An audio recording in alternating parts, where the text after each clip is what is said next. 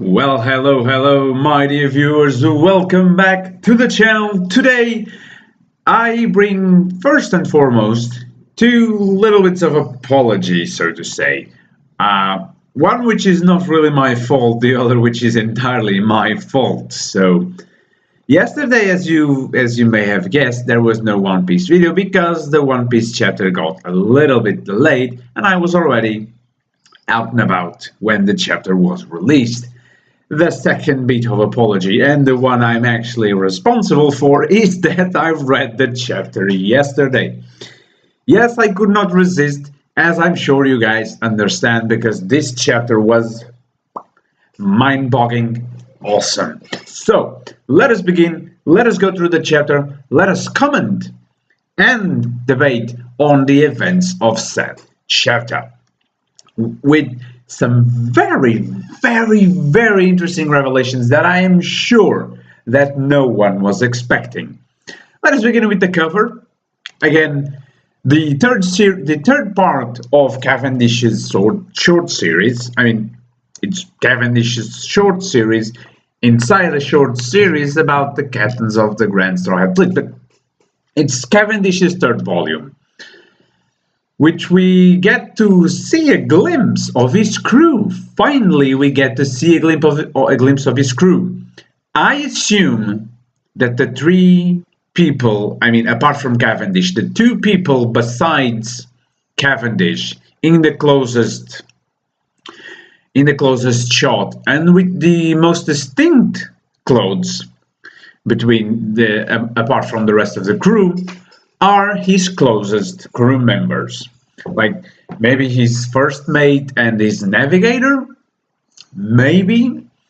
Which, if it comes to be, it will fit right, just right in my Cavendish theory, which will come after a few more covers are out. I believe I told you guys before I have a theory planned for each of the 7 commanders, but I think I'm going to space those out as these covers come along. So, without further ado, let us begin the chapter itself. Okay, first, the sheer fact that Big Mom, 5 years old, was able to break a giant's blade. Like, Dorian broke his weapons, lasted for 100 years until they broke in one final attack. Like, this is Yorli or Jarl. I don't remember. This is the one with the thinner beard, so this is Fallbeard. Yeah, this guy is Fallbeard. She was able to break Fallbeard's weapon just like that.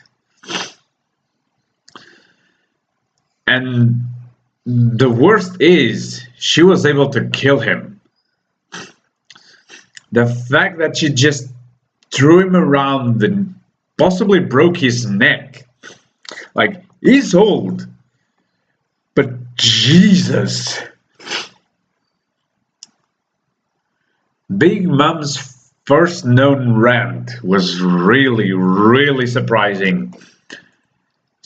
But the most surprising fact, the first most surprising fact of this chapter, is that Mother Caramel had the Soru Soru no Mi.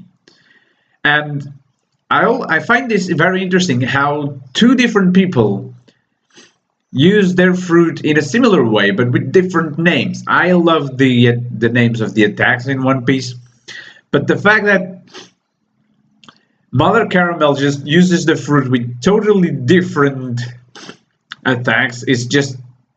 I mean, we haven't seen Linlin use this, but I'm sure she doesn't use them with these words. And the way she speaks, the way she names the whole thing, it's very cool. I'm very anxious to see this in the anime. And the flame, the face, Mother Caramel's face in the flame is very cool. And all of a sudden, poof, it becomes a little sun called Pandora. Very, very cool. She was able to control the flames and turn them into a little sun. Very, very cool. But yes, after all this tantrum, they managed to give Big Mom Semla. She's happy, but such atrocities must not go unpunished as Lord Jarl arrives to deliver the finishing blow on Linlin. And just it must have cost him a lot to heed Mother Caramel's words. Just, I guess the only reason why he spared her is just Mother Caramel had such an influence on the giants that, and also Jarl was overcome with sadness, so just it must have been tough. I wonder if Jarl is still alive in these days. Maybe if he is, maybe that's a way he'll welcome the Straw Hats with open arms in Elbaf, because he'll learn that they have defeated Big Mom. Imagine if they get to Elbaf and they're like super bad, super ill received, like the giants are all looking at them with bad eyes and just despising them. But then all of a sudden they break a laugh and they welcome them with open arms for them defeating Linlin. Possibly even, I don't think they'll kill her, but just the sheer fact that they'll be able to defeat her and end their reign throughout the world, maybe that's a good enough reason for the giants to welcome them with open arms. And if theories come true and Dorian, Brogy and Oimo and Kashi are already with Haryudin, then that's the more reason for them to be welcomed with open arms. They saved those 5 giants. I mean, they technically did not save Dorian, Brogy, but they befriended them. They saved Oimo and Kashi, and they saved Haryudin. So those are some pretty good actions on the Giants books. And just Linlin just keeps on thinking that, what happened? Lord Fallbeard died. She has no clue and no one tells her. Because why not? So yeah, the news of your list that has spread throughout the scattered kingdoms of giants across the world, and they were forced to leave to another place. It seems that they went to another giant's island. I don't really know why. I do love the ship they went into, but I don't really know why they went to another giant's island, but they were apparently wellish received. But here is Caramel, and this is where things start to go south. Because we learn that Caramel is a slave trader. She has deals with the world government. She takes on orphans, only then to sell them to the world government. So yeah, the whole ruse we've seen her make last chapter was so that she could get in the good graces of the giants and slip into Elbaf. She was the one responsible for the reason that the first giant marine soldier, John Giant, is in the Marines. You remember John Giant? He's the first. We now know that he's the first giant marine soldier, and it's all thanks to Caramel. This was surprisingly unexpected, because Caramel to be...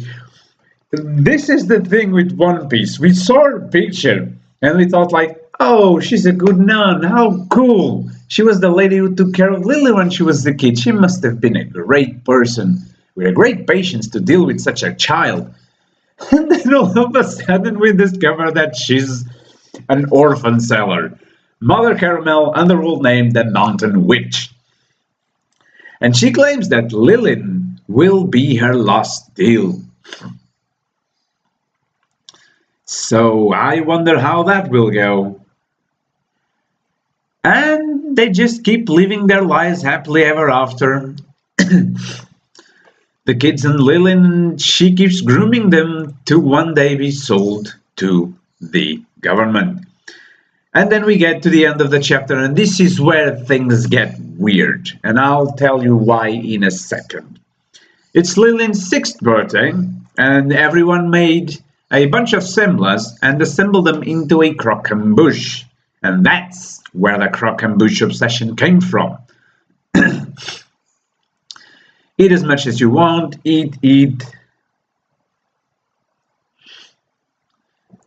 One day, Mother Caramel vanished into thin air. That was on the day of the funniest birthday of Linlin's life. Her friends from the lamb's house who had grown up like her, and the kind and generous mother, she was surrounded by everyone's smiles. And as she ate her beloved sweet birthday cake, Linlin couldn't help but cry. What a wonderful day this was, she could barely see through the tears.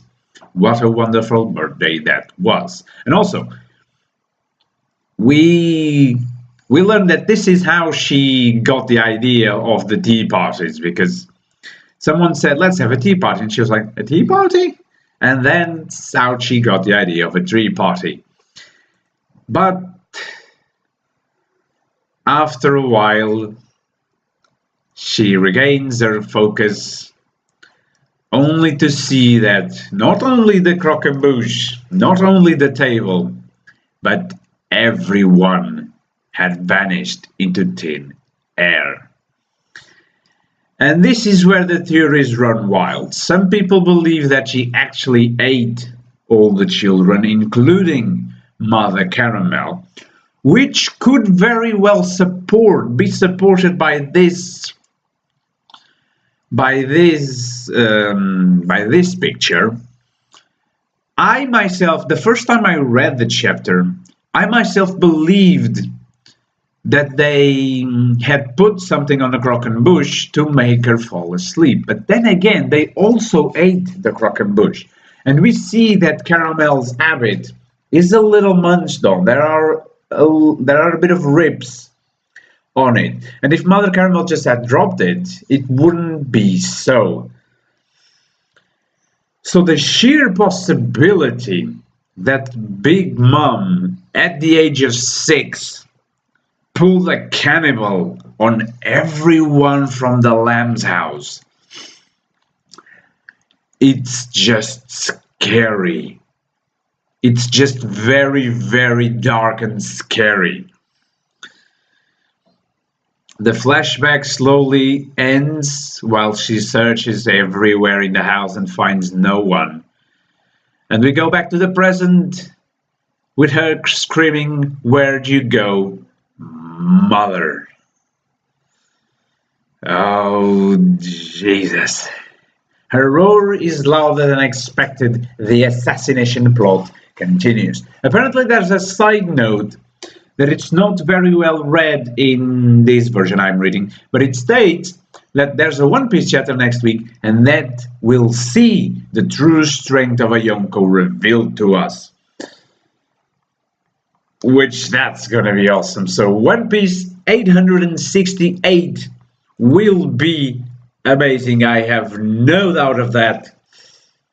But now, it's up to you guys. What do you think? Do you really believe that Big Mom was, I mean, not that she was evil, but that she really ate the Lamb's House children and Mother Caramel, and that's how she got the Sorosoro no Mi?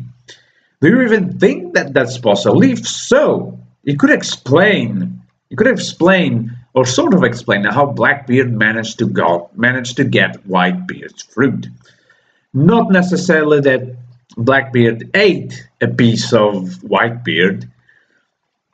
I still believe that the reason why he was able to eat the fruit is because you can actually eat 2 fruits without repercussions, because we know of no one who tried to eat 2 fruits and wasn't successful. But that's a topic for another time. But do you think so? Do you think that Linlin ate Mother Caramel and the children of the Lamb's house? Or do you just think that somehow she passed out and that they were able to get away without she noticing? I gotta be honest, after this chapter, I am leaning more towards the fact that she ate them. I know that would be dark, that would be kind of disturbing, but I put nothing out of consideration right now because this has been quite the crazy chapter. I guess we'll have to wait and see either for the next chapter or the next Big Mom flashback, which I don't know if it will come in this saga or later told by someone. So we will have to wait and see. And my dear friends, I hope you have enjoyed this sort of review / commentary. If you did, please do let me know in the comment section down below. And also, if you like One Piece and Pirates, and if you enjoy Pirates of the Caribbean, please consider going to my most recent video apart from this one, which is exactly about Pirates of the Caribbean, Dead Men Tell No Tales. It's a long video. I confess, it's a long video. It's about 40 minutes long, almost. I'm not the expert reviewer, so you guys know. But I put together some of my opinions on the movie, on the characters, and on the overall pace of the movie, and some ideas about if it's viable for it to have a sequel or not. So please, if you enjoy Pirates of the Caribbean, allow me a quick sellout moment. Please, after this one, jump right into that and give me your opinion on that as well. Do you think it's too long? Do you think I talked a lot and some things I shouldn't have said that were said? Please do let me know all of that in that video's comment box. Coming right up, we have this week's chapter of Boku no Hero Academia, and mayhaps today we may have Fairy Tail because that chapter has already released. So I'll see you guys on the next video coming right away. See you in a bit.